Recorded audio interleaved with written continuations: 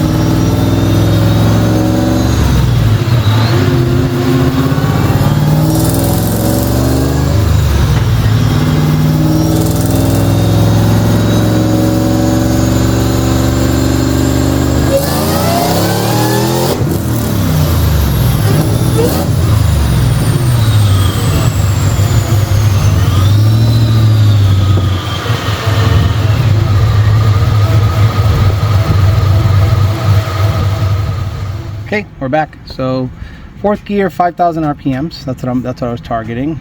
Right click, drag. What's the max RPM? It's all 5,100. I'm pretty good about stopping where I need to stop. And fuel trims are great. Fuel trims are within 1% or 2. Knock sensor. Let's see if the knock sensor, even though stock these things only can pull 1 degree, let's see if it was stuck at 1 degree. Yeah, so it's no, it's a 0. That's 0. This is 0. It's referencing 0. So no knock sensor activity, and they're working. Don't think they're not. A lot of people think they're off. Now they're working knock sensor.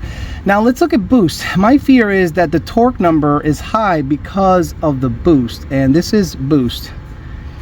27 degrees. You know what? That is beautiful. If it stays at 26, 27 degrees, I'm happy. I don't need it to be at 30. But it peaked at 29, which must have been early in the run. Yeah, like super early in the run, like 3,800 RPM. But again, if boost, which is restriction, goes down during the pull, I'm a happy cat. All right, so air load as in fraction, topped out at 2.86 by the 7,000 RPMs, which should be 3.0. IET 115, happy. So IETs are good, everything's good, but now we're gonna start putting ice to it. We're gonna make sure this thing has low IAT too. I want it to be happy as possible. 4th gear hit, 6,000 RPMs now. This is the same thing I would do on the dyno if you were on the dyno. 4th gear, 6,000 RPMs with ice. And it's only at 15 degrees. If you look at SAFTOT, it is slammed flat at 15 degrees. I am not giving it more than that. I probably can go up to, well, let's move the cursor because this is way by the idle. There you go. Cursor's in the middle. See, cursor's in the middle. SAFTOT 15 degrees. So okay, let's go ahead and make a hit to 6,000 RPMs after we ice it down. Before I forget, power numbers, it made little high torque.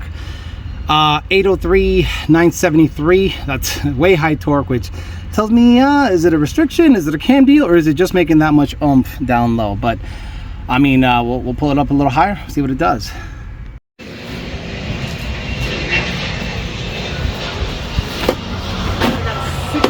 So I'm gonna do 3 pulls total. So 1 bag for one, no, two bags per pull. So 6,000, 7,000, 7,500, and I'm not gonna go higher than like 18 degrees or so. I'll drain it a little bit. Good. Beautiful. Okay, let's get some ice in there. Okay, 4th gear, 6,000 RPMs, 15 degrees still.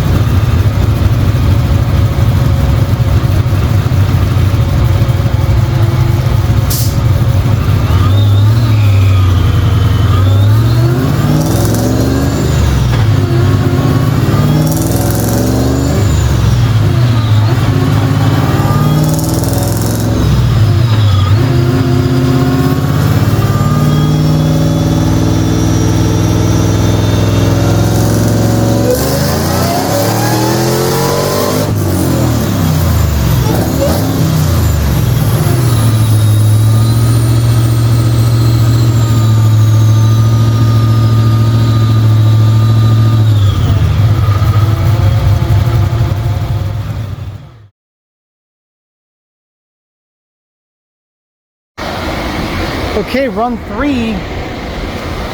It's not making any power.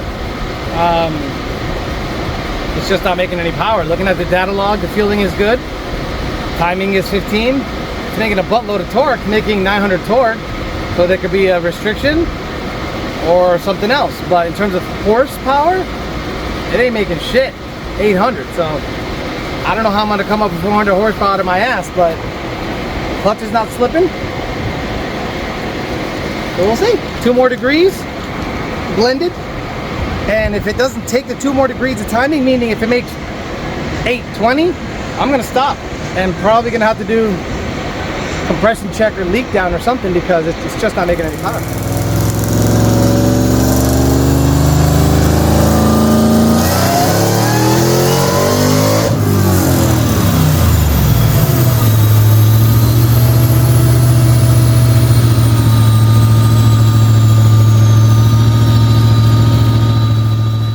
Okay, I'll look at the data log shortly, but this is what was happening. Obviously at 5250, horsepower and torque intersect, and right around there, it was making about the same, almost on the money, 782, 782. It's super happy. Then horsepower started to take over, torque started to kind of lag behind, which it should. So I was a little concerned. I'm like, this thing is not making the power that I'm used to, but again, it does have 12-to-1 compression, and Keith went over the thing, so it might, the cams might be in the right position now, because before, right around here, it was making, you know, a decent amount of steam. So I added 2 degrees of timing blended, meaning I didn't just slam 2, I just added 2 and blended it up to the top having 2.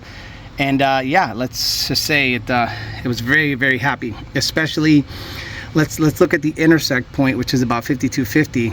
It's up everywhere. So before it was up, it was at 784, 781. Now it's almost 80 horsepower more with those 2 degrees, which makes sense, a degree for 40 horse every degree or so. But look, it looks like after 6,000 RPMs, the cams really wake up and it's starting to move some air. The Whipple is doing what it's supposed to do, moving some serious air, and we're heading towards the right direction. 990, 827 at 6291. So again, I could rev this motor out to about 7,500, and that's what I'm gonna do on the next pull, another 500 RPM or so. Let's go look at the data log, but so far it likes a little timing, and I'm gonna keep it there at 17 degrees for now, all the way to 7,500, and see what the numbers are. Look at the data log, look at the plug, and if the plug wants a little more timing, hell, I'll give it another quarter, 3/4 or half a degree to see if it can make some power easily. Okay, again, a data log heavy video. Some of you love this, some of you hate this, but you know, gosh, it's got to get done. So let's look at the pull way back here. Right click, drag, bada bang, bada boom. Okay, it's a little choppy, but GT500s kind of have a choppy RPM graph. That's based on my experience. So what I did also, I fattened it up. I give it a lot more fuel. I went from 0.79 lambda to 0.77, and I'm gonna probably give it more fuel. Oh yeah, look at that. It loves the fuel. 0.7475 lambda. So this thing wanted more fuel. That's why, in conjunction with the spark, 2 more degrees of spark blended and another couple of points of lambda richer, this thing met me with very nice results. Saw a total of 17 degrees, 0.76 lambda measured, and fueling is keeping up nicely. Fueling is pretty flat. Fuel trims won't spike on a fuel pressure car, or you know, a car that has a fuel rail pressure, because the injectors will compensate. These are ID 1700s, and the pumps are only 274, so it's keeping up pretty good. But it's got 3 pumps with a Hobb switch. So the data is looking phenomenal. IAT2, I only put 1 bag of ice because I didn't see a big difference. So 108 IAT tops, that's kind of on where it should be. So I'm just going to use 1 bag of ice going forward. Coolant temps never got above 180. Air charge temps didn't get above 93, and I got up to 696 RPMs up top. Okay, so next pull, same tune, 7,500 RPMs. Get her cooled down, do another pull, see how it likes it. Okay, with a slight tune change, we picked up 100 horse. So more fuel, more spark, more power. So now we're gonna go up to 7,500, 4th gear, same tune. The graph was going straight up. So I'm hoping we're in the 1,100 range.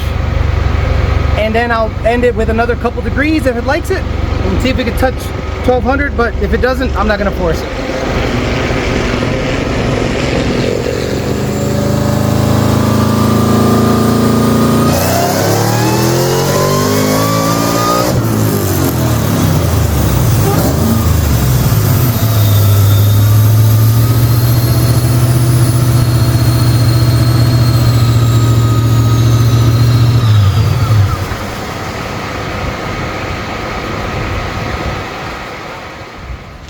Well, not all videos are winners. So based on my experience, I think it needs spark plugs. It has, I forget what spark plugs in there, BR7EF or something like that.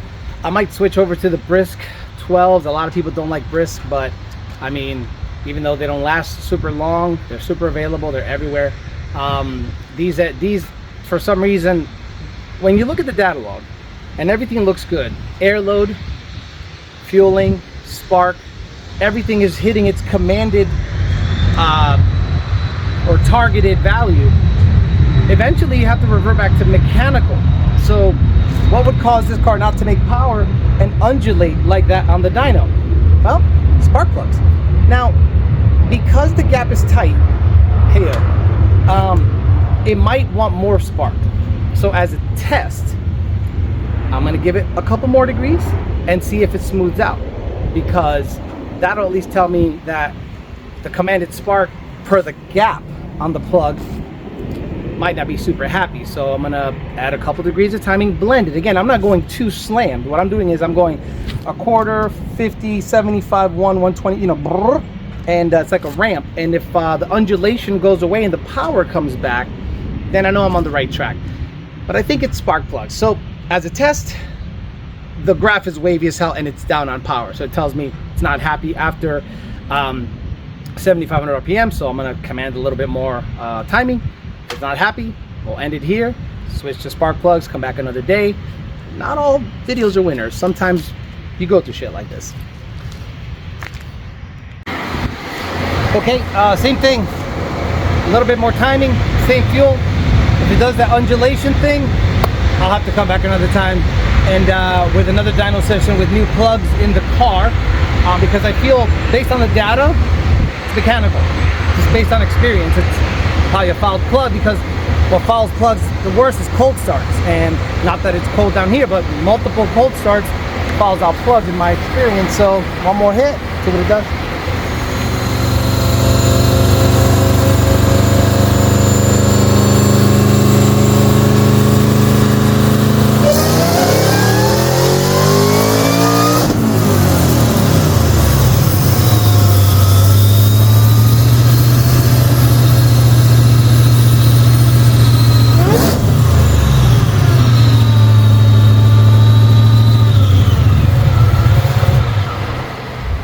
Well, you can't have smooth days all the time, so something's up. Either this motor is not 12-to-1, either the plugs are junk, which suggests that, or the car is spinning on the dyno. So this is one of those things where you realize that hot rodding is not fun. Hot rodding really sucks if you are an impatient person like I am. So what I'm gonna do is stop here. I'm out of ice and I don't want to keep ragging on the car. I'm gonna get new plugs, and to be honest with you, I don't want to come back and strap it all over again and do this all over again, but this is part of the deal, especially if I want to sell it. If I want to sell it, I got to show that it makes power. 1085, 1000 torque, fine.